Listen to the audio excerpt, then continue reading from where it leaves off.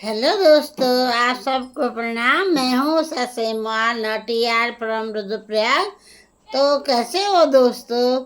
I hope सब ठीक होंगे और मैं भी ठीक हूँ, मस्त हूँ। तो दोस्तों, इस समय बज रहे हैं शाम के 6 और मैं बना रही हूँ दोस्तों ब्लॉग। आजकल कहीं आना जाना भी नहीं हो रहा है दोस्तों, बहुत गर्मी है। तो मैं ब्लॉग में स्टोरी सुना रही हूँ। मैंने भी कहीं पढ़ी थी स्टोरी। तो इस स्टोरी में एक जंगल में बकरी और बकरी का बच्चा रहते हैं। तो वो घास चरते हैं, फिर एक पेड़ के नीचे सुस्ताने के लिए बैठ जाते हैं और बकरी अपने बच्चे को दूध पिलाती रहती है। बकरी के बच्चे को मेमना कहते हैं और मेमना पास में ही खेलते हुए बिल्कुल सुस्त पड़े हुए शेर के बच्चे को देखता है। उसको दया आ जाती है और मेमना अपनी माँ से कहता है कि माँ, मैं तो थोड़ा बहुत घास भी खाया है, थोड़ा दूध भी पी रहा हूँ। अरे माँ, इसकी माँ पता नहीं कहाँ गई होगी बहुत दिनों से, ये तो कमज़ोर हो रखा है। मम्मी, इसको भी दूध पिला दो। तो बकरी कहती है, बेटा ऐसे नहीं, ये तो हमारा शिकार कर देंगे। ये तो जल्दी बड़ा हो के इसके साथ दोस्ती मत कर, ये जल्दी बड़ा हो जाएगा तो तुझे मार के खा जाएगा। फिर भी बकरी का बच्चा कहता, नहीं माँ, दूध पिला दो। फिर दूसरा दिन बीत जाता है। अब बकरी को भी दया आ जाती है, यार आज दूसरे दिन भी देख रहे हैं उसकी माँ आस पास नहीं आई है, तो शायद इसको बहुत भूखा होगा। तो बकरी जो है बाघ के बच्चे को दूध पिला देती है। 2-3 दिन तक लगातार यही क्रम होता है।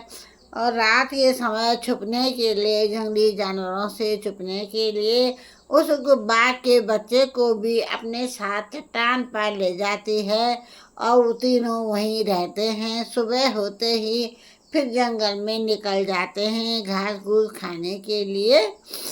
तो इस तरह से उनकी दिनचर्या होती है। काफ़ी दिन बाद उसकी माँ शेर जो है वापस लौट के आता है।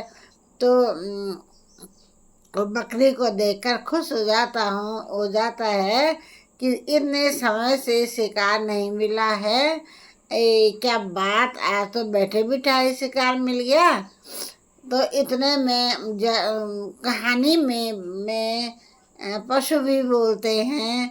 तो तब बकरी का शेर का बच्चा कहता है, ये माँ, इनको मत खाना। इतने दिन तक तो आपका कहीं पता नहीं था।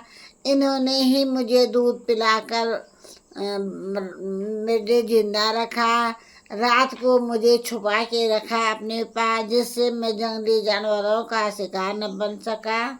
तो माँ, इन्होंने आप पे और मुझ पे बहुत बड़ा उपकार किया है, तो आप भी उनके उपकार के बदले कृतज्ञ रहो और इनको कभी न खाना माँ।